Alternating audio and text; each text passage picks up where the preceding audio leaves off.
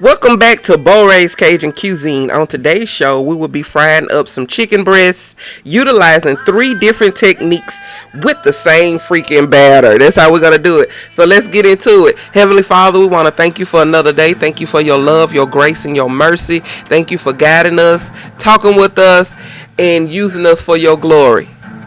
Amen. Now let's cook. Let's eat. Everybody repeat. It's Vittles time. Let's put together this kale salad so that it can marinate while we get our chicken together. And then we're going to talk about La Esclava Blanca. Alright, so we had 3 chicken breasts. I cut all 3 in half. And I marinated 2 chicken breasts in milk and egg. And the other chicken breasts I did not marinate. So we're going to try 3 different textures is what we're doing to see which comes out the best. Before we do anything else, the first thing we need to do is pay some bills. So please hit the like, the share, the subscribe button. Tell your mama them, your daddy them, your auntie them, your cousin them. We always over here cooking and eating because it's always what? Vittles time. Alright, let's share in this experience of La Esclava Blanca. So we're in episode 2. And it is where Tomas and Lorenza leave the area to make a new life with the girls. When Nicholas finds out Victoria is alive, he orders Morales to look for her and kill her. So we have made our way to the commune, the Planique to be precise. While Morales goes to look for the baby, Nicholas' wife Isabel has delivery complications. She's in labor and she's delivering a new baby girl. They already have a daughter, but they're delivering a new baby girl, and she's having complications. At the Planique, you have Miguel and Victoria, which are now 12 years old. Victoria is being picked on by the local girls in the Planique because she's white and the other girls are black. So Miguel proves to her that other white people exist by taking her from the Planique to a small town, which is Santa Maria, and showing her that other people that looks like her does exist. While Victoria and Miguel are in Santa Maria, they bump into the general. The general is concerned with why Miguel is there because of his skin tone. He lets Victoria go, but he try to hold on to Miguel, but Miguel gets away from him because Victoria comes and kick him in the shins or something. Well, while that's happening, he get freed from the general, and the general sees them running, so he grabs another black man and asks that black man to follow them.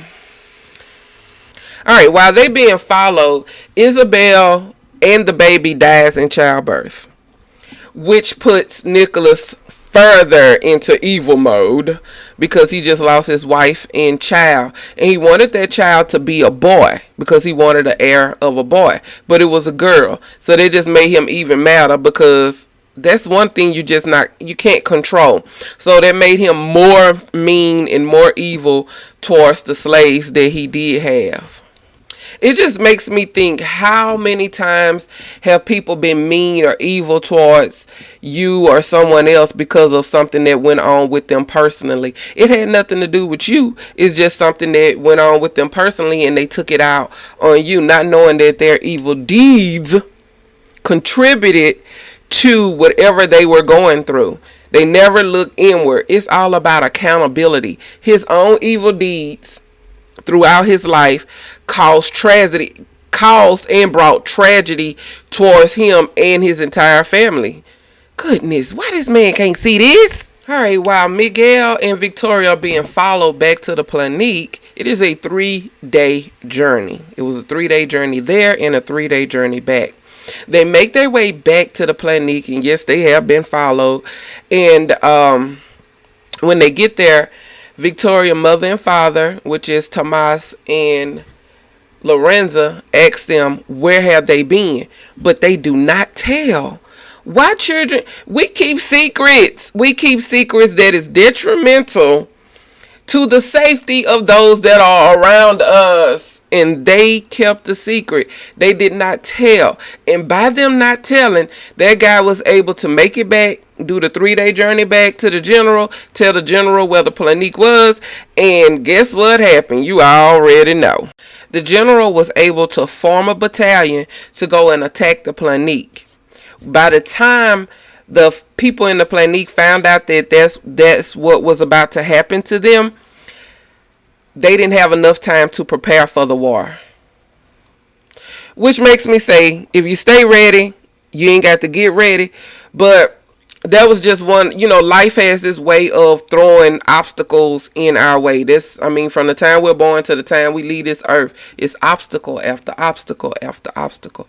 So when they got word that the general and the battalion was coming for war, they started to get ready and they equipped themselves.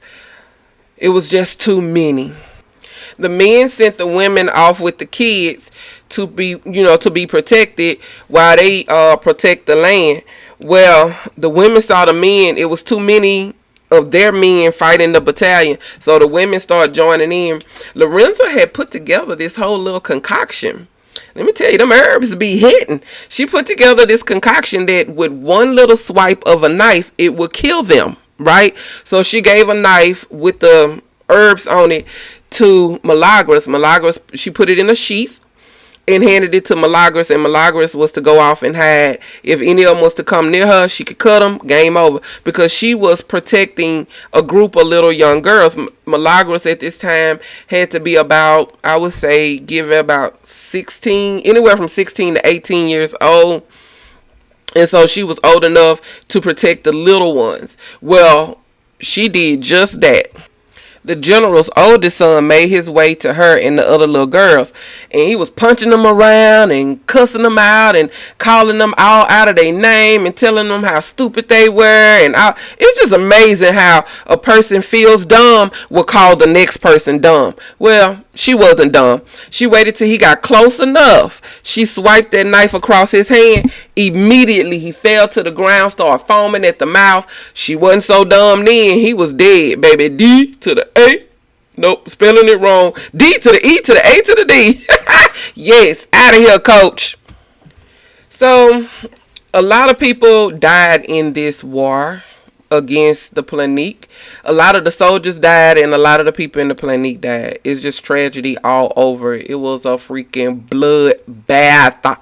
Children, women, men just gone. But the general captured a lot of the black people and took them back to Santa Marta. And guess who becomes their new owner? Nicholas. Yeah, Nicholas becomes their new owner. Not a good look. I promise you, it's not a good look. Because he wants to make up for the slaves that he lost on this ship when he was bringing them in, which was an illegal slave trade. Right? So this is at the beginning of the 1800s when the abolition of slavery was taking place.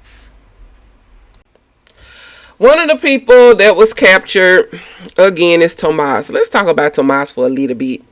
This man worked his whole life as a slave to save up to buy his freedom.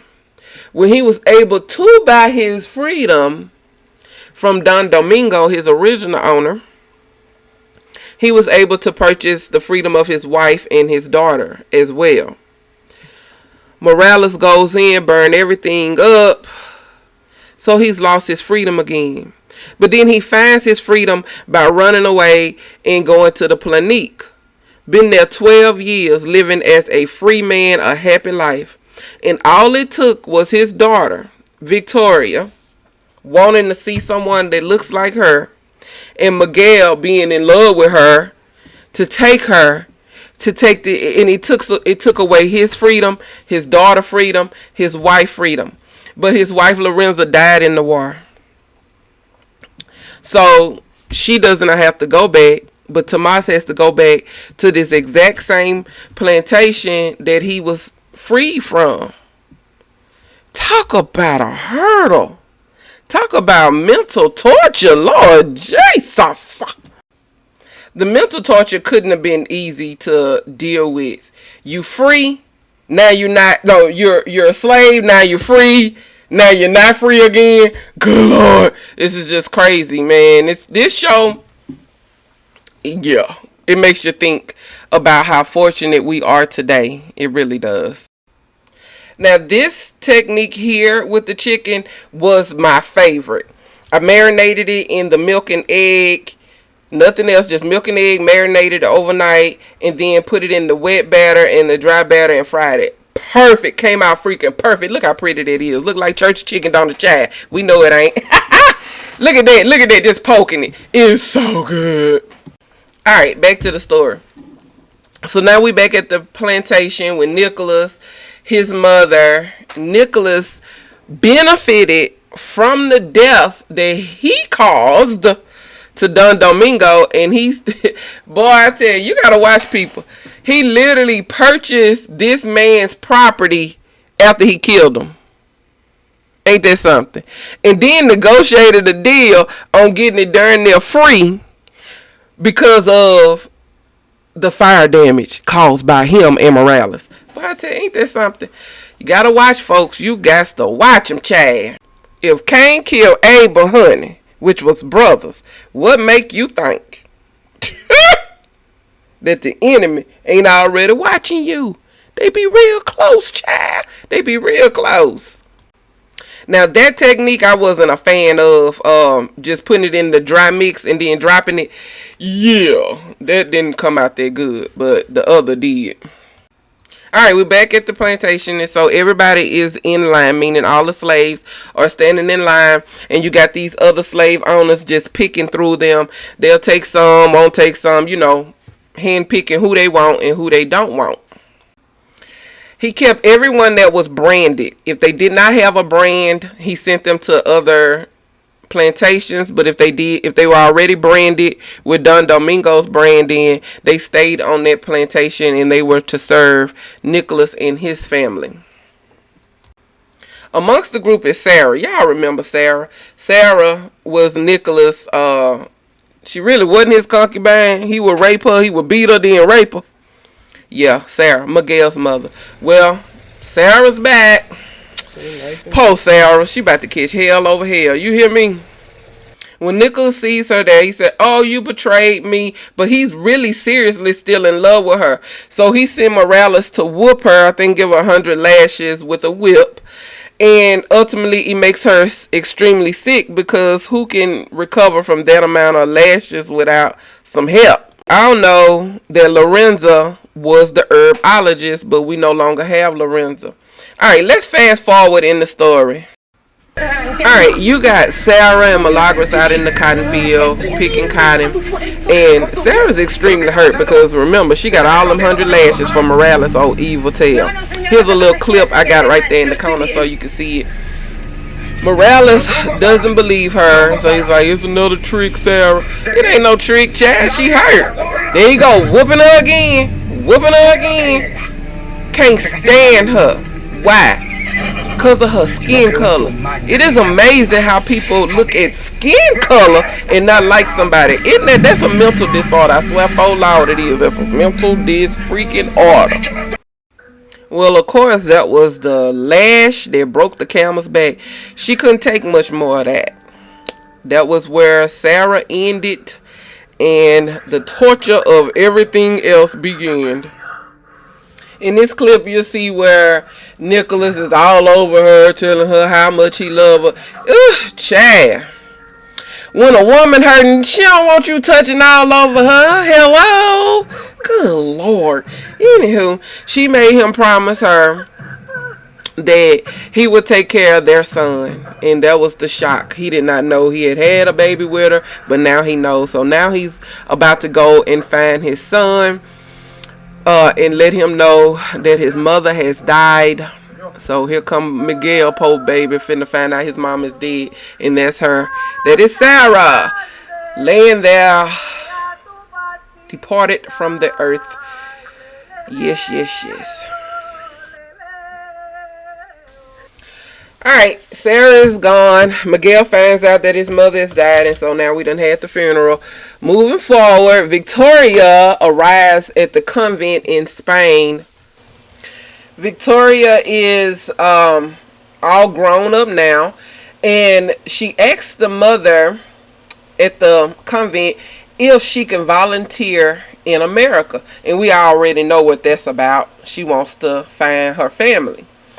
Well, back on the plantation, Miguel has saved up enough money to ask Nicholas for his freedom. And of course, Nicholas, being the evil man that he is, he's the only one at this point that knows that Miguel is his actual son. So Miguel gets special treatment from his dad. He don't know that's his dad, but the special treatment is he gets to tame the horses. He's a horse trainer. He doesn't have to work in the house. He doesn't have to work the fields. He don't have to do any of the extremely hard stuff. He's still working hard, but it's not the extreme hard stuff because he gets to work with the animals, and we all know that's therapeutic when you get to work with the animals. So anyway, Victoria has a friend at the convent, and her name is Remedios. So Remedios helps Victoria with a whole lot of stuff, but I'm jumping the gun, honey. We're gonna stick to the story. Alright, where we at right now? Miguel is at the point he wanna be free. He's sick of this foolishness. Who the heck wants somebody telling them what to do all day, every day? Nobody. And if you do it wrong, who the heck wants to be whipped with a whip? Nobody. No freaking body. Anyway, that's where we are in the story. Alright, Victoria's friend Remedios teaches Victoria etiquette because she wants to pose as the Marquesa. I hope I'm saying it right. Anyway, so in order to do that, she has to be really well put together. I don't have the appropriate words, but I'm going to say she need to be well put together, honey. So people think she got some money before she come running her tail back to America trying to fit in so that she could free her family. Don't that chicken look good? That one right there, the one I'm tapping on, too much freaking batter. But that first one, as y'all can see, I'm taking another bite. That first one, yes Lord, pointing at it right now. That first one, it go hard. So all I did was do the milk and egg mixture, let it soak overnight, marinate overnight in that. Okay. Then dipped it into the wet batter and then to the dry batter and down into the deep fry. That's actually the best way to do it. Out of all three of those, that was my favorite. That right there, I did not like. It went into the basura. Y'all know what that is. Trash, honey. I couldn't do it, honey. Not only was it dry, it was not good at all. When I say at all, I'm talking about at all. Alright, back to the story. Now, this story is full of triumph. So, what it looks like on the surface is that evil is winning because evil is evil, honey. When I say evil, it is no boundaries. It was everything. There was no limit to how evil this man could be. And he had to have some people on his side. So, it was like a whole entire little group of them that was evil. But then you also had this group of people that was banding together that was good. And it was from every single background. You had the rich, white, black, poor. It did not matter. All of them was banding together to fight evil. This is not about black and white. This is about evil versus good. That's all this whole entire series was about. It's 63 episodes of good fighting evil. That is it. Flat out, plain and simple. But let's keep going. So we got Remedios teaching Victoria. Adela, which is Nicholas' mother. Adelia finds out that Nicholas is messing around with this beautiful lady named Eugenia. Eugenia is married to a much older man. When you say May, December, honey, they ain't playing. He is much older. He has to be a good 30 years older than this poor baby. But anyway, she's married to him because that's what she like. Not Remedios, I'm sorry, y'all. Eugenia love her some money, honey. So she was gonna marry her some money. She wasn't finna be around here and be poor, broke, and hungry like the rest of us. She wasn't having it. So she married into money. Well, she was always flirting with Nicholas. So then she started having sex with Nicholas. Her husband didn't know because honestly, I don't think her husband If he would have cared, I don't know. He might have, because him and Nicholas was business partners. So he may or may not have cared. Who knows? That piece of chicken right there, I did not like it. It had the flavor was there and it was extremely juicy, but it had too much batter, so it didn't fry all the way. You see, it's hot. It didn't fry all the way into it, so some of the batter was still wet in the crevices of it. But the chicken itself was super moist. So if I'm gonna give anything a thumbs up, it would be the first one where you marinate it in the egg and milk and then dip it in the wet and then the dry and then fry. Yeah, that's the one I'm gonna go with. Alright, so back to the story. So Eugenia and Nicholas is messing around. Victoria has made her way, is making her way to America. She hadn't made it yet. Her and Remedios are on their way to America because she's been signed off to marry Nicholas. She don't know who Nicholas is. Nobody knows who nobody is at this point. But that's where we are in the story. Alright. By the time the Marquesa makes it there, yes, Nicholas and Eugenia got this thing going on. Eugenia's husband dies. He dies from a heart attack. I'm laughing because, not that he died, but I'm laughing because he died in the way in which he loved. Eugenia used to put on a show for him, honey. She would have her girlfriend, and I ain't talking about her best friend. She was her best friend, but she was also her lover. Her lover, Bumby, to sleep with him and whoever else. It would be, what do they call those things? An orgy. They would have orgies, and her husband went out in the way he loved, honey. Orgy his way on out of here, honey. That's what he did. Miguel had a friend named Trinidad. Trinidad, I think, is like the most funniest character in this whole entire series. Trinidad was, baby, he was body, honey. They coming at him, he ready to go back at them. But Miguel was the voice of reason. He would always calm Trinidad down. So when it came to plotting and planning and all of this, he had to keep some things hidden from Trinidad, but he told Trinidad for the most part everything that was going on. And when I said it was a lot of people helping them, y'all have no, I mean, like, this story gets really, really, really good. I hope you guys like what we've shared so far. Please don't forget to like, to share, to subscribe. And see you on the next episode. I'm going to finish it out on the next video talking about La Esclava Blanca. Thank you for watching. Love you. Bye.